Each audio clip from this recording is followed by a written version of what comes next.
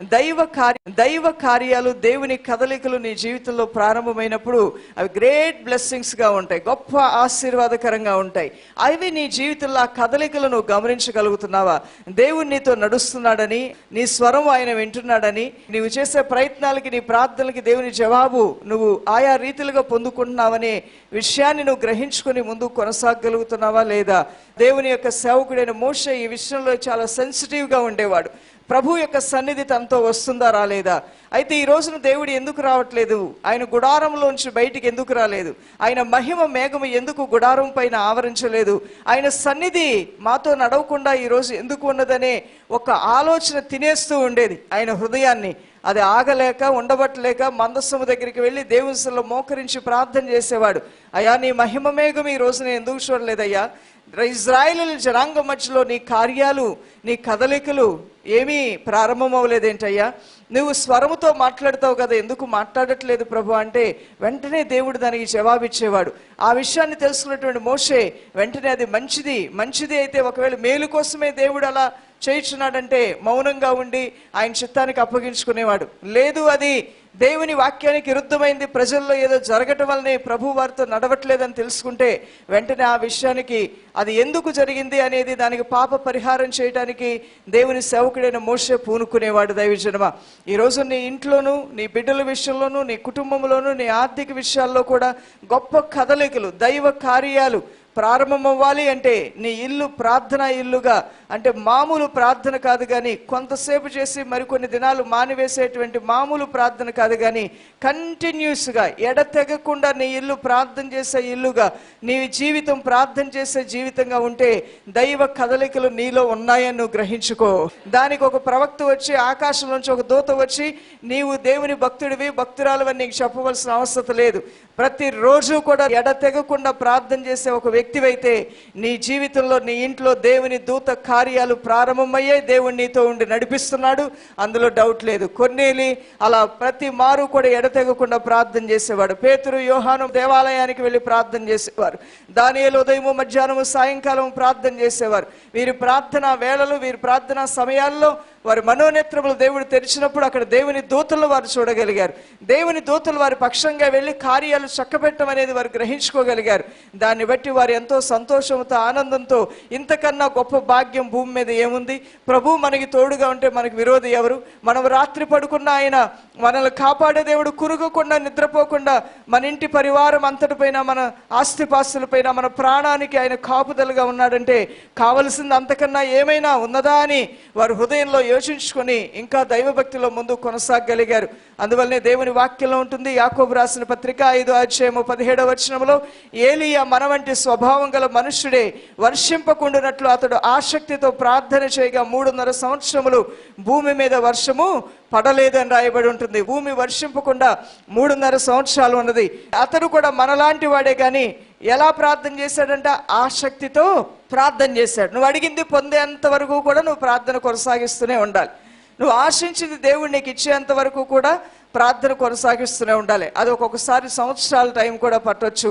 అది నీకు ఆలస్యం అని నువ్వు అనుకుంటున్నప్పటికీ దేవుని అమితమైన జ్ఞానం ముందు అది ఆలస్యం కాదు, అది సరైన సమయం అని దేవుడు అంటాడు. నువ్వు అంటావు అది ఆలస్యం అయిపోయిందని, కానీ ప్రభు అంటాడు సరైన సమయంలోనే నేను నిన్ను దర్శించి తగిన సమయంలోనే నీ పట్ల నేను కార్యాలు చేశాను అని ప్రభు సెలవిస్తాడు. కాబట్టి కొన్ని ప్రార్థనలకు జవాబు రానప్పుడు అంతటితో ఆగవద్దు, కానీ దాన్ని కొనసాగింపులో ముందుకు కొనసాగుతూనే ఉండు. ప్రతిరోజు కూడా దేవుని సన్నిధిలో కొంత సమయం గడిపే ఆ అభ్యాసం నువ్వు చేసుకున్నావా లేదా? నీ దేహాన్ని ఆ క్రమశిక్షణకు అలవాటు చేసావా లేదా అనేది మాత్రమే నువ్వు కలిగి ఉంటే చాలా అద్భుతాలు, ఆశ్చర్యకార్యాలు నువ్వు చూడగలుగుతావు.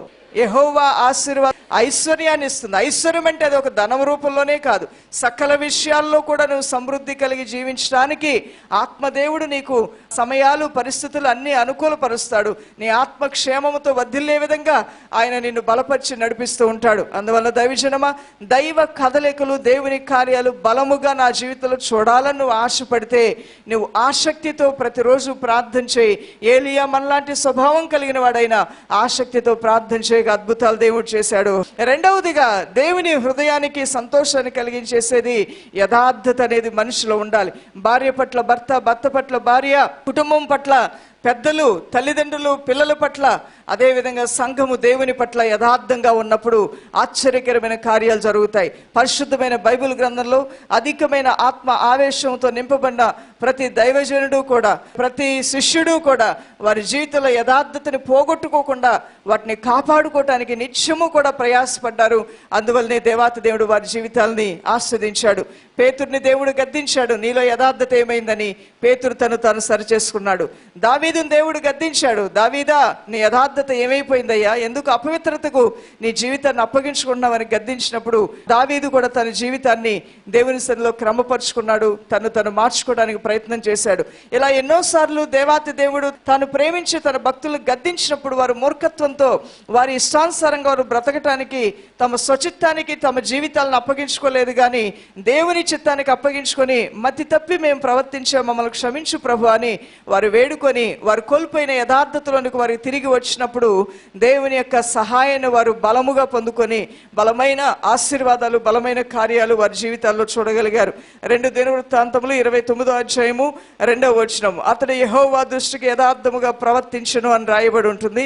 ఇది హిజ్కియా రాజు గురించి రాయబడినటువంటి మాట. అతడు యెహోవా దృష్టికి ఎలా ప్రవర్తించాడంట? యథార్థముగా ప్రవర్తించాడు. నీ దశమ భాగం విషయంలో దేవుని దృష్టికి నువ్వు యథార్థంగా ఉంటున్నావా? నీ యొక్క సంబంధ బాంధవ్యాల విషయాల్లో నీ ఇంటి వారికి నువ్వు యథార్థంగా ఉంటున్నావా? నువ్వు ఎక్కడైతే పనిచేస్తున్నావో అక్కడ నీ యజమానుడికి నువ్వు యథార్థంగా ఉంటున్నావా?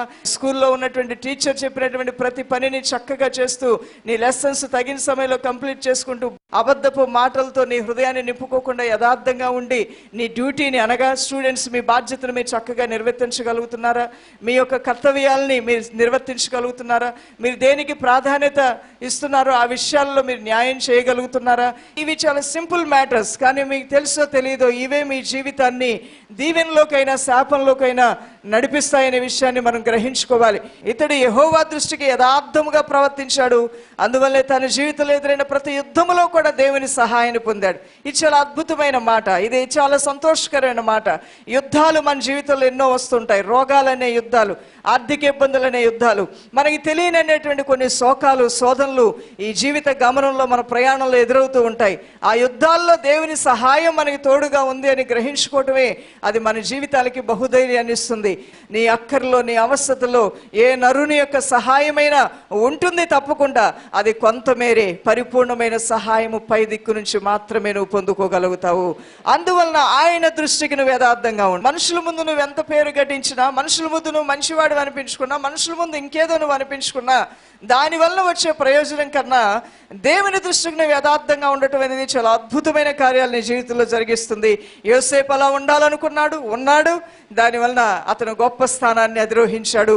ఆయన కష్ట సమయంలో శత్రు బాధల నుంచి దేవుడు విడిపించి ఉన్నతమైన స్థితిలో నిలబెట్టాడు. ఈ రోజున దేవుని పరిచారకులైన, విశ్వాసులైనా, మరి ఇంకెవరైనా సరే నీ వ్యక్తిగత జీవితంలో నీ కలిగి ఉన్న వాటిలో నువ్వు ఎంత యథార్థంగా ఉంటున్నావు అనేది చాలా ప్రాముఖ్యమైన విషయం. ఇలా ఉన్నాడు కాబట్టే ఒక రోగము, మరణకరమైన వ్యాధి వచ్చినప్పుడు ఆ వ్యాధి నుంచి అతన్ని తప్పించి అతని జీవితంలో గొప్ప కార్యాన్ని యేసయ్య చేశాడు. 2 రాజుల గ్రంథం 20వ అధ్యాయము 2 నుండి 6 వచనాలు చూస్తే ఇక్కడ హిజ్కియా తనకు మరణకరమైన వ్యాధి వచ్చినప్పుడు ప్రభు పాద సన్నిధిలోనికి వెళ్ళి గొప్ప దీన హృదయంతో ప్రార్థన చేస్తూ ఉన్నాడు. ఇలా ప్రార్థన చేసినప్పుడు దేవుడు అతని ప్రార్థనకి జవాబిచ్చి మాటలు అంటూ ఉన్నాడు. నీవు కన్నీళ్లు విడుచుట చూచితిని, నీ ప్రార్థన నేను అంగీకరించున్నాను, నేను నిన్ను బాగు చేసేదను అంటున్నాడు. హిజ్కియా అడుగుతున్నాడు, నీ దృష్టికి నేను ఎలా యథార్థంగా బ్రతికాను ఒక్కసారి జ్ఞాపకం చేసుకో అయ్యా. నేను భక్తిహీనుడినై జీవించలేదు కానీ, నువ్వు నాకు ఇచ్చిన అధికారాన్ని దుర్వినియోగపరచుకోలేదు కానీ, అనుక్షణము భక్తి కలిగి, భయము కలిగి నీ దేవాలయ కార్యాల్లో నువ్వు నాకు ఇచ్చిన అధికార విషయంలో నన్ను ఏలుబడి చేయడానికి ఏ ప్రజలపైన నేను నిలబెట్టావో ఆ ప్రజల విషయంలో నేను ఎంత దేన హృదయం కలిగి ప్రవర్తించానో ఒక్కసారి నన్ను జ్ఞాపకం చేసుకో డాడీ అని ప్రార్థన చేసినప్పుడు దేవుని యొక్క జవాబు ఎంత అద్భుతంగా వచ్చిందంటే, నీవు కన్నీళ్లు విడుచుట నేను చూచితిని అంటున్నాడు. దేవుని స్తోత్రం కలుగును గాక. ఈరోజు నువ్వు కన్నీళ్లు విడుస్తున్నావా? నీ దేవుడు చూస్తూనే ఉన్నాడు. నీ ప్రార్థన నేను విని ఉన్నాను అంటున్నాడు. ప్రార్థన చేస్తున్నావా? దేవుడు వింటున్నాడు. ప్రార్థన చేయకపోతే ఎవరు వింటారు? నువ్వు వేదంతో కన్నీరే కాచకపోతే నీ కన్నీరు ఎలా తొడవబడుతుంది? నువ్వు శ్రమల పాలైపోయినప్పుడు, నీ శ్రమల కష్టములో నీ హృదయం గాయపరచబడినప్పుడు ప్రభు సన్నిధిలో మోకరించి ప్రార్థన చేయకపోతే నీ మోకాళ్ళ ప్రార్థనే విన్నానని దేవుడు ఎలా చెప్తాడు? నీ నీతి నాకు తెలుసు, నీ యథార్థత నాకు తెలుసు అని నువ్వు నీతిగా యథార్థంగా ఉండకపోతే ఎలా నీ గురించి సాక్ష్యం చెప్తాడు? ఇక్కడ హిజ్కియా గురించి ప్రభు అంటున్నాడు, నీవు కన్నీళ్లు విడిచుడు నేను చూశాను, నా దాసుడా నీ మనవి నేను అంగీకరించాను, తప్పకుండా నేను నిన్ను బాగు చేస్తాను. Wonderful thing. వైద్యం చేసే డాక్టర్లు కూడా చెప్పలేమండి, పని చేస్తే పని చేయొచ్చు, పని చేయకపోతే పని చేయకపోవచ్చు. ఈ మందు 100% షూరిటీ మేము ఇవ్వలేము. అందుకని వాళ్లే ముందు భయపడి సంతకాలు చేయించేసుకుంటారు. ప్రాణం పోతే బాధ్యత మాది కాదు, దానికి ఉత్తరవాదులు మేము కాదు అని చెప్పి సంతకాలు చేయించుకొని సేఫ్ సైడ్గా వాళ్ళు ఉండి తర్వాత ట్రీట్మెంట్ ఆపరేషన్ మొదలు పెడతారు. కానీ సర్వశక్తి గల దేవుడు ఆ మరణకరమైన వ్యాధితో బాధపడుతున్న హిజ్కియాతో ఏమన్నాడు తెలుసా? నేను నిన్ను బాగు చేసేదను. వండర్ఫుల్, హల్లెలూయా. అద్భుతమైన కార్యం, నేను నిన్ను బాగు చేస్తాను.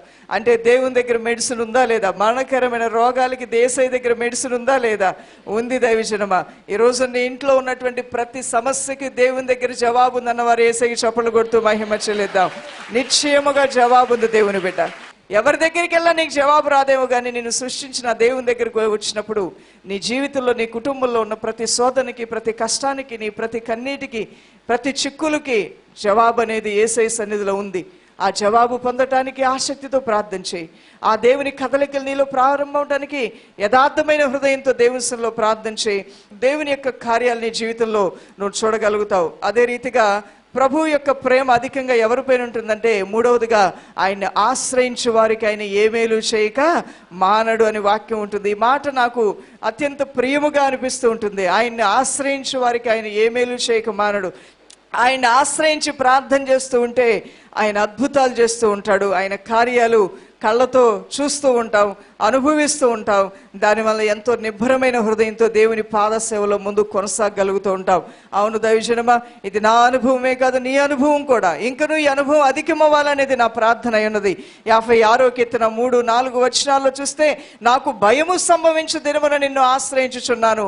అంటే నీకు ఒక భయం వచ్చినప్పుడు దేవుణ్ణి ఆశ్రయించవచ్చా? నీవు తప్పకుండా ఆశ్రయించవచ్చు. ఇక్కడ భక్తుడు అంటున్నాడు, నాకు భయము కలిగినప్పుడు నా దేవుని నేను ఆశ్రయిస్తానని ఇక్కడ భక్తుడు అంటున్నాడు, ప్రార్థన చేస్తున్నాడు.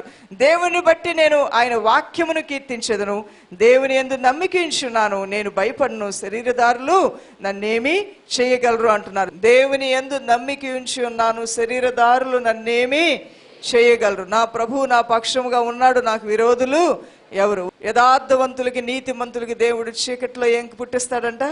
వెలుగు పుట్టిస్తాడు. అటువంటి న్యాయాధిపతి అయిన దేవుడు, నిన్ను ధైర్యపరిచే దేవుడు, నీకు సహాయం చేసే దేవుడు, సదా నీకు తోడైండి నిన్ను నడిపించాలనేది ఆయన హృదయవాంఛ. ఇప్పటి వరకు నీ జీవిత కాలంలో నువ్వు పొందిన కార్యాల కన్నా రెట్టింపు కార్యాలు చేయడానికి ఆయన బలముగా ఉదయించే సూర్యుని వలె నీ మధ్యలో ఉన్నాడు. నువ్వు కూడా రోషము కలిగి ఆయన చేయిని నూతన ఉత్సాహంతో, నూతన విశ్వాసంతో, నూతన శక్తితో చేయి పట్టుకున్నానంటే, నీ చేయి పట్టుకుని నీ జీవిత యాత్రలు నడిపించడానికి యేసయ్య బలమైన హస్తం నీ కోసం ఎదురు చూస్తుంది. ప్రార్థన చేద్దాం. నా నీతికి ఆధారము నీవే ప్రభువా. అయ్యో నా తండ్రి, నా హృదయాల్ని, నా అంతరంగాన్ని భయములు, ఆందోళనలు చుట్టుముట్టినప్పుడు నా సహాయం కొరకు నేను నిన్నే ఆశ్రయిస్తాను నాయన. నీ కృప కోసం నేను ఎదురు చూస్తాను ప్రభువా. నీ మేలుతో నా ప్రాణమును తృప్తిపరచండి అయ్యా. ఇదిగో మామూలు భక్తి, మామూలు ప్రార్థన కన్నా ఆసక్తితో కూడిన ప్రార్థన, నా భక్తి నామకార్థ క్రైస్తవుల భక్తి కన్నా అధికంగా ఉండాలి ప్రభువా. నా విశ్వాసము మామూలు విశ్వాసుల విశ్వాసము కన్నా అధికముగా ఉండాలి నాయన. అయ్యా నా సమర్పణ, అయ్యా నా మామూలు సమర్పణ కలిగిన వారికి నా అధికముగా ఉండాలి నాయన. అట్టి యథార్థమైన జీవితంలో నన్ను నడిపించండి, నా జీవితాన్ని అంటుకట్టండి అయ్యా. యవన కుమారుడు, యవన కుమార్తె, పెద్దలు, చిన్నలు, సర్వ సమాజం ప్రార్థన చేస్తూ ఉండగా మిమ్మల్ని దేవుడు తన బలమైన హస్తముతో లేవనెత్తుతాడు. ఆయన బలమైన సన్నిధితో మిమ్మల్ని బలపరుస్తాడు. బలమైన సూచక క్రియలు మీ జీవితాల్లో ఆయన జరిగిస్తాడు. దైవజనమా, దేవా నిన్ను ఆశ్రయించడం నీ సంఘమునకు బలముగా నేర్పించండి అయ్యా. నీ మీద ఆధారపడుట వారికి నేర్పించండి నాయన. గొప్ప విశ్వాసముతో వారు నీ కార్యాలని నమ్మి పూర్ణ హృదయంతో నిన్ను వెంబడించే కృప దయచేయండి నాయన. హిజ్కియా నీ సన్నిధిలో ప్రార్థన చేయగా నీవు కన్నీళ్లు విడుచుట చూచితిని, నీ ప్రార్థనని మనవి నేను ఆలకించి ఉన్నానన్నావు. ఎవరి నిట్టూర్పులో, ఎవరి వేదనలో, అయా ఎవరి ప్రార్థనలు ఏ రీతిగా వారు మొరపెట్టుచున్నారో అవి చూడమని వేడుకుంటున్నాను నాయన. నీ ప్రార్థనలు నేను వింటున్నాను, నీ కన్నీళ్లు నేను చూస్తున్నాను, నేను నిన్ను బాగు చేస్తాను అంటున్నావు నాయన. నీ ప్రజల్ని బాగు చేయవాడా, ఎక్కడ వారు బాగవ్వాలి అక్కడ బాగు చేయండి నాయన. ఎక్కడ వారు బలపరచబడాలి అక్కడ వారిని బలపరచండి నాయన. ఎక్కడ వారికి స్వస్థత కావాలి అక్కడ వారికి స్వస్థత శీఘ్రముగా దయచేయండి నాయన. దేవుని సహాయం ఎంత గొప్పది, మనుషుల సహాయం కన్నా దైవ సహాయం ఎంత ఉన్నతమైనది. నువ్వు జ్ఞానివైతే ఆ దేవుని సహాయం కోసమే పరిగెత్తుతావు నీ జీవితకాలం అంతట్లో. ప్రతి బిడ్డని బలపరచుండయ్యా. నీ సన్నిధిలో ఉన్న సంపూర్ణ సంతోషంతో వారి హృదయాలను ఏలుబడి చేయండి నాయన. నీ కార్యములతో వారిని తృప్తిపరచమని సమస్త మహిమ మీకే ఆరోపిస్తూ యేసు శక్తిగల నామములో ప్రార్థిస్తున్నాం మా ప్రియ తండ్రి. ఆమేన్.